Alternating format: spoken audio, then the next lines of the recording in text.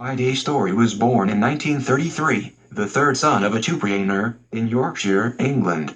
He gained a place in the Honours Geography School at Reading University, but decided at the last minute to study art. In order to provide for his art education, he was a professional rugby player for 4 seasons. He graduated in painting from the Slade School of Fine Arts, London, and exhibited his works with a group of other Yorkshire artists. Then came 4 years of teaching in secondary schools in London's East End. Mr. Storey began his writing career as a novelist. His novel The Sporting Life won the Macmillan Fiction Award for 1960 in the United States, and was made into a film in 1963. Two other novels, Flight into Camden and Radcliffe, followed.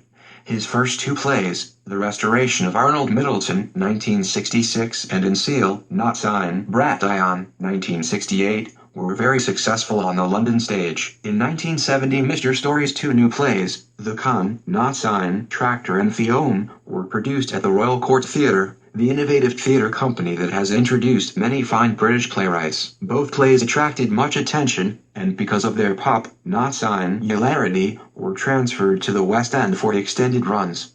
Fiume, starring Sir John Gielgud and Sir Ralph Richardson, subsequently opened on Broadway, where it received high critical acclaim. David Storey has recently completed a fifth play, and is now at work on a novel.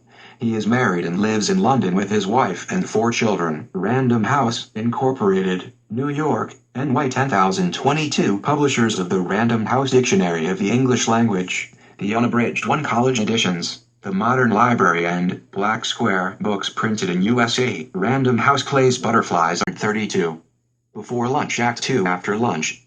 The stage is bare but for a round metalwork table, set slightly off-center, and 2 metalwork chairs. Harry enters from the right. He is a middle-aged man in his 40s. He wears a casual suit, perhaps tweed, with a suitable hat, which, after glancing pleasurably around, he takes off and puts on the table beside him, along with a pair of well-used leather gloves and a folded newspaper. He presses his shoulders back and eases his neck, making himself comfortable. Then he settles down. He glances at his watch and shakes it to make sure it's going. Winding it slowly, looking around, stretching his neck again, he leans down and picks out bits of cotton from his trouser cuffs.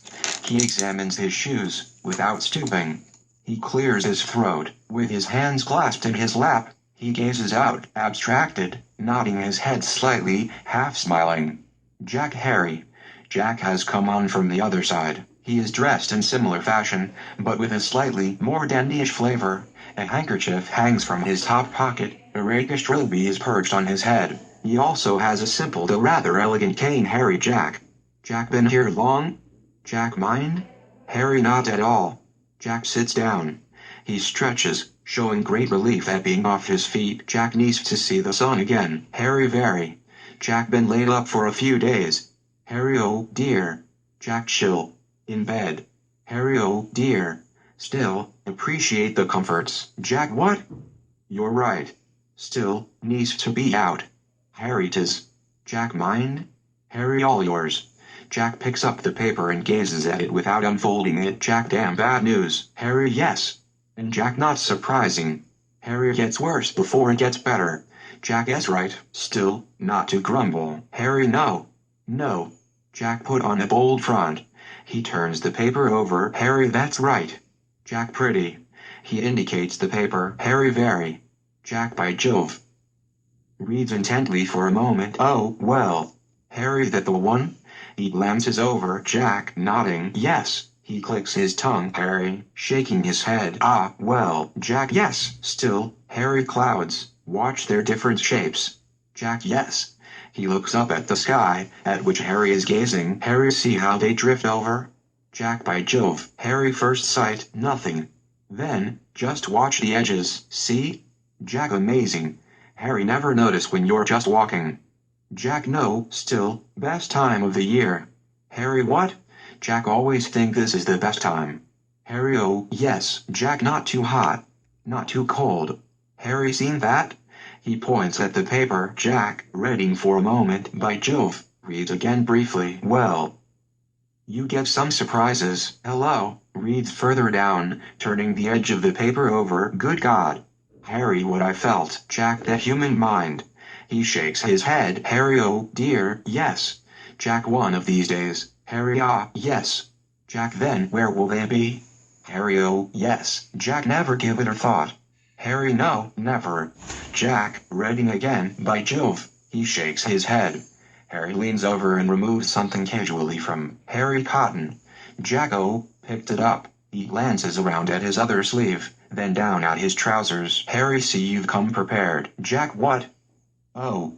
Harry indicates Jack's coat pocket.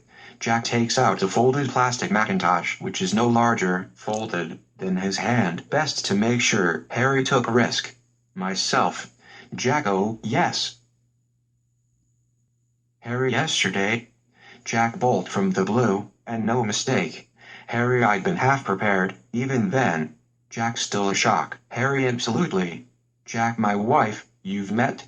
Pauses. Was that last week? Harry, ah, yes. Jack, well, a very delicate woman. Harry, still, very sturdy. Jack, oh, well. Physically, nothing to complain of. Jack, temperament, however, inclined to the sensey, not scientific side. Harry, really? Jack, 2 years ago, Lance is off, by Jove. Isn't that Saxton? Harry, believe it is. Jack, he's a sharp dresser, and no mistake. Harry, very. Jack, they tell me, well, I never. Harry didn't see that, did he? They laugh, looking off eyes in the back of your head these days. Jack, you have. That's right. Harry won't do that again in a hurry. What? He laughs. Jack, I had an uncle once who bred horses. Harry, really? Jack used to go down there when I was a boy. Harry, the country. Jack, nothing like it. What? Fresh air. Harry, clouds. He gestures up. ACT-1, bullet. Scene 1, Harry, my wife was coming up this morning. Jack, really? Harry's slight headache. Thought might be better. Jack, indoors. Well, best make sure. Harry, when I was in the army. Jack, really? What regiment? Harry, Fusiliers. Jack, really? How extraordinary. Harry, you? Jack, no, a cousin. Harry, well, Jack, different time, of course. Harry, ah. Jack used to bring his rifle. No. That was Arthur. Got them muddled. He laughs. Harry, still. Jack never leaves you. Harry, no. No. Jack, in good stead. Harry, oh, yes. Jack, I was, for a very short while, in the Royal Air Force. Harry, really? Jack, nothing to boast about. Harry, oh, now. Flying? Jack, on the ground. Harry, chrysanthemums is my wife's hobby. Jack, really? Harry, 37 species round the house. Jack, beautiful flower. Harry, do you know there are over 100? Jack, really? Harry, different species. Jack, suppose you can mix them up. Harry, oh, very. Jack, he's coming back. Harry looks puzzled. Swanson. Harry, Saxton. Jack, Saxton. Always did get those two mixed up. 2 boys at school, one called Saxton, the other Swanson. Curious thing was, they both looked alike. Harry, really? Jack, both had a curious skin disease. Here. Just at the side of the nose. Harry, eczema. Jack, really? Harry, could have been. Jack, never thought of that. When I was young, I had an ambition to be a priest, you know. Harry, really? Jack thought about it a great deal. Harry, ah, yes, a great decision. Jack, oh, yes. Harry, Catholic or Anglican? Jack, well, couldn't really make up my mind. Harry, both got a great deal to offer. Jack, great deal? My word. Harry, advantages one way. And then, in another. Jack, oh, yes. Harry, one of my first ambitions. Jack, yes. Harry, oh, now. You'll laugh. Jack, no. No. Really. Harry, well, I would have liked to have been a dancer. Jack, dancer, tap or Bailey? Harry, oh, well, probably a bit of both. Jack, a fine thing. Grace. Harry, ah, yes. Jack, physical momentum. Harry, yes. Jack, Swanson might have appreciated that. He laughs. Harry, Saxton. Jack, Saxton. By Jove, at school we had a boy called Ramsbottom. Harry, really? Jack, now, I wouldn't have envied that boy's life. Harry, no. Jack, the euphemisms to which a name. Well, one doesn't have to think very far. Harry, no. Jack, a name can be a great embarrassment in life. Harry, it can. We had, let me think, a boy called Fish, Harry, and another called Parsons. Jack Parsons. Harry nicknamed Nosy. Jack, by Jove. Laughs, rises. Some of these nicknames are very clever. Harry, yes. Jack, moving away to the right. I remember, when I was young, I had a very tall friend. Extremely tall, as a matter of fact. He was called Lolly. Harry Lolly. Jack, it fitted him very well. He, distracted, he pauses, yes, had very large teeth as well. Harry, the past. It conjures up some images. Jack, it does. You're right.